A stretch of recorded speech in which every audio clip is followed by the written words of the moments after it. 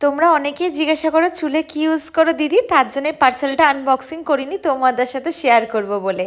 তো এই সিরামটা 1 বছর ধরে ইউজ করছি, এটার প্রাইস এক্সপায়ারি ডেট সব শেয়ার করে দিলাম।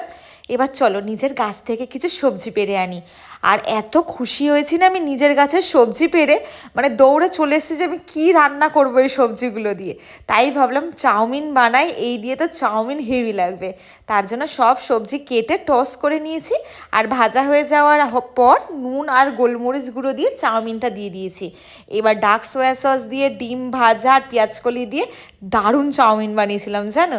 আর এখন আমি মানে 12টা বাজতে যাই, মায়ের কাছে যাব, ওই বাড়িতে কিছু কাজও আছে, মানে ওই এলাকায় কিছু কাজ আছে, কিন্তু মানে মায়ের সাথেও দেখা করে আসবো। আর কিছু মিষ্টি নিয়ে নিলাম যেন। 12টায় বেরিয়ে সন্ধ্যে 6টার সময় মায়ের কাছে এসেছি, আর এখন আমি 6টার সময় দুপুরের খাবার খাচ্ছি। এবার চলে যাবো, মাকেও টাটা করে দিলাম, শেলিকেও টাটা করে